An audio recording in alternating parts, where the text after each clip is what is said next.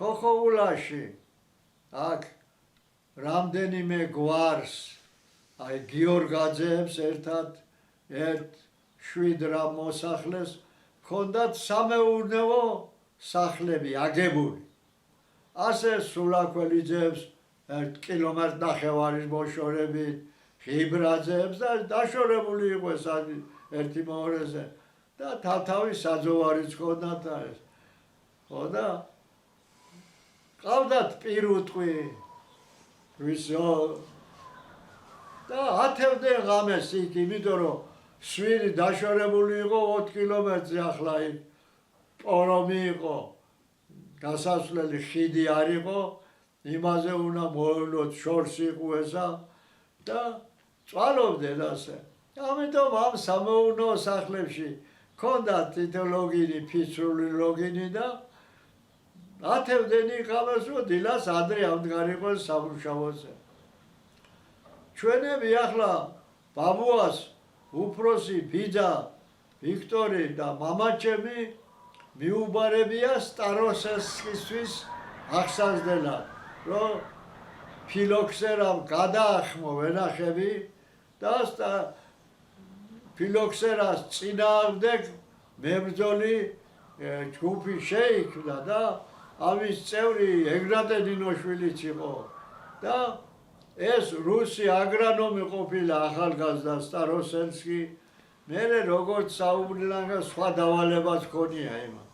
მოუკიდია ხელი რომ აქ მენამყეველ წარეზე ვენახის დამყნობა შემოეღოთ. იმიტომ რომ წარელერწე დაყრდილი ვაზს ვეღარ აზიანებდა ფილოქსერა, იმიტომ რომ წარე გემოქონდა და არ ეკარებოდა მის ფესვებს შესაჭმელად. რომ დაეინტერესებია ხალხი ამ ნამყენით, აიყვანა სხვადასხვა სოფლებიდან ეს ბიჭები, ასწავლიდა მენამყენეობას ვაზისას და გლეხებსაც ინათხოვებდა მიწას, გარკვეულ ნაკვეთს, რომ 3 წლის განმავლობაში ეს ადგილი მათხოვე და აგინაზღაურებს ეს სიმინდი და რამე რაც მოგდისო. მართლაც ასე აკეთებდნენ, მუშაობდნენ, მყრიდნენ ვაზსა და გლეხმა რა დაინახა ეს დამყრილი ვაზმა, ნამყენმა ვაზმა უფრო დიდი ტევანი და მეტი მოისხა, დაინტერესდა. და მართლაც მერე ამათ რო ასავლიდა ამ ჯგუფს, ესენი თავთავის სოფელში კიდე სხვას ასავლიდნენ და 100,000 სპიტონიკს მყრიდნენ ჩვენ ოჯახში. 4 ბიზა შვილები იყო, მეხუთე ბაბუა იყო და უკვე შეძლებული გლეხები გახდნენ. დიდი მოთხოვნილება წავიდა ნამყენ ვაზზე. ახლა დაცორშვიდნენ, ახლა პირუტყვი წყავდათ, ეს ნამყენი დიდი რაოდენობით არგვეთის რკინიგზის სადგურთან ახლოს იყო და მოდიოდნენ სამეგრელოდან თუ სადმე, იქვებოდან სხვადასხვა ადგილებიდან და ყიდულობდნენ ამ ნევს და ესენი ფულს აგროვებდნენ. მომხდარა ერთ დღეს ახლა უქტორი და მორიგეობით რჩებოდნენ ძმები. ცხენები ყავდათ ხო და 3 ძმა, 1 საცოდავა, მე-4 მონვაველი პირველ მსოფლიო ომმა იმსხვერპლა და 3 დარჩა. და ზეგანში ახლა სვიში დადიოდა, ერთი დარჩებოდა ერთ დღამეს მორიგეთი პირუტყვთან, ან ვინმე მოსული იყო მატარებელზე იმის შესახვედრად. ხო და ვიქტორი ბიზია ყოფილა მორიგეთ და მეორე ღამე ნესტორი მამაჩემი უნდა ყოფილიყო. 2 თათრის დიდი ძაღლები ყავდათ, რომ გლები დადიოდნენ, ჩანგლები ქონდა კისერზე იმათ და მგელი ესხმოდათ და ხვარს მოტაცდნენ, ხან კვის ცხენის იმას ასე და ეს ძაღლები მებრძოლი დიდი ძაღლები იყო. და ატყდა თურმე ძაღლების ყეფა ღამე და ამდგარა ეს ახლა გამოუხედია გარეთ ვიქტორი. გამოსულა და ძაღლებს შეხმიანებო. ვიღაცას დაუძახნია, ხვალ ღამო ვანო მოვა შენთან სტუმრად და კარები არ გაუღო. და ბიზია იტყოდა დაუძახე ვინ ახარო? არ მიპასუხა არაფერიო და ამ ღამეში ცხენი გააჭენაო. მოვბრუნდი სახლში შევედი და ვფიქრობო, რატო მითხრა ეს ვანო შვილდაძე იყო დეიდაშვილი მამა ჩემის და ბაბუა. ხო და ყაჩაღთა ატამანი ყაჩაღების. თურმე სახლი ჩადგა აჯამეთის ტყეში იმან და მის ვაძმა. ორი ძმა პატიოსანი მშრომლები იყვენ და ეს ორი ძმა ყაჩაღი იყო. ხო და უფიქრია ვიქტორს რომ ჩემი დეიდაშვილი კაი საქმეს არ ეწევაო და რაც გლახა აქ ალბათ განსაზღვრული გულშიო და მამა ჩემი ფიცხი კაცი იყო ძალიან მოუთმენელი და ნესტორსო არაფერი შეემთხვესო და მამა ჩემისთვის უთქვავს შენ ახლა წადი სახლში ახალი ცოლნათხოვი კაცი ხარ მეო ნოგიდი ნავარიც აქ ვაქო ის გვაქვს სახლშიო და გადავავა მორიგეობა ჩემთვის არაფერი არ არის და შენ წადი სახლშიო. არ გაუმხელია ეს ძმებისთვის ძალიან დიდხარ რომ შურიზიება დეიდაშვილია სტუმრად მიდიან მოდიან ქეიფავაშხეო რომ არატყესო ჩუბი არამე და არივან. ახლა იარაღი ჰქონდათ თავდასხმა რო იყო ყაჩაღებისგან. სმეტა ვისონიც ჰქონდათ ნაგანი, ბერდეკა, ფილთა თოფი, გილზებიანი თოფი ნადირობდნენ იხვებზე და რაღაც ასენინა. ეს ნაგანი ამევიდები თავქვეშ.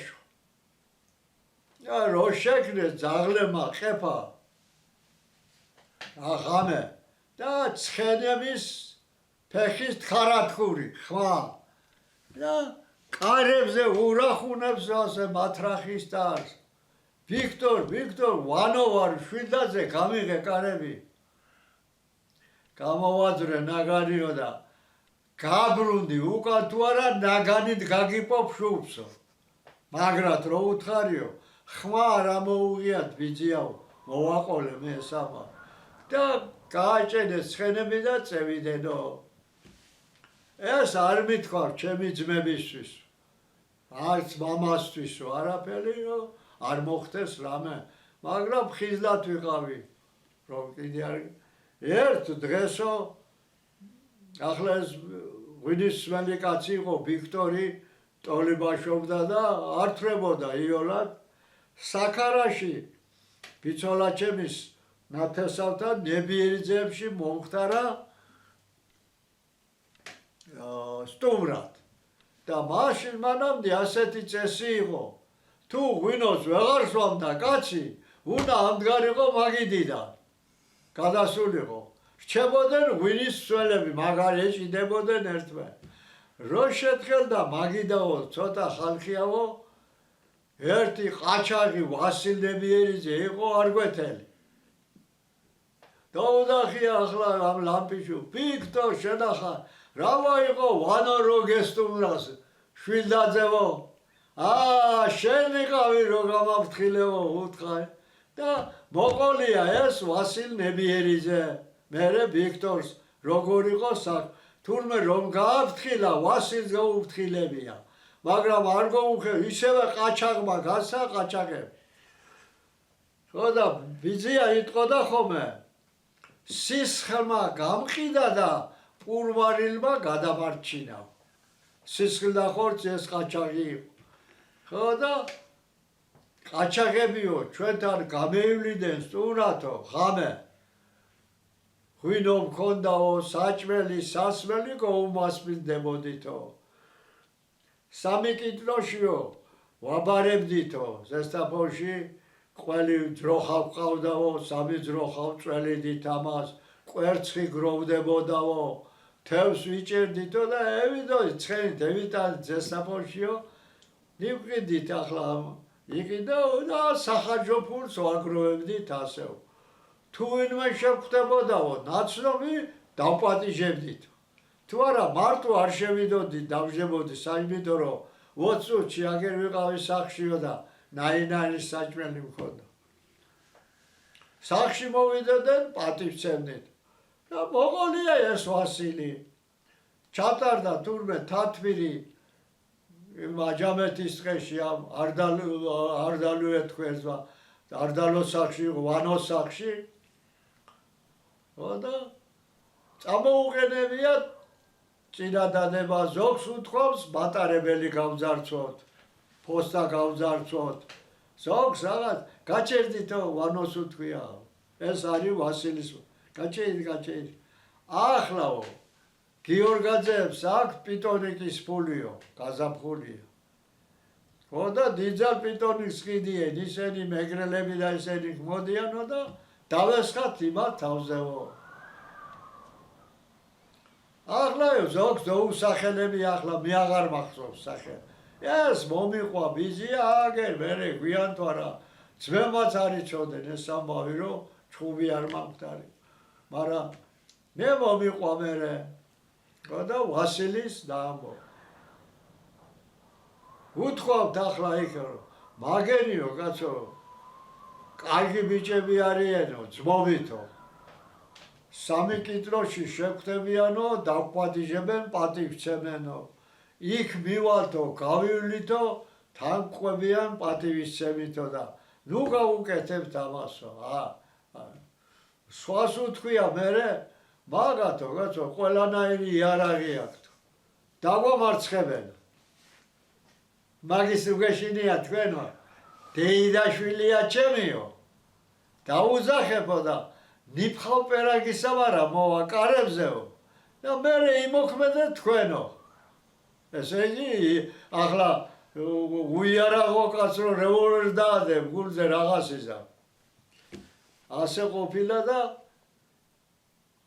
მე ამბობდა ხოლმე ბიზია პურმარელმა გადამარჩინა და სისხმა გამყიდაო. ასეთი ამბავი იყო. ეს მერე არც ვანოსთვის უთქვი არავისთვის.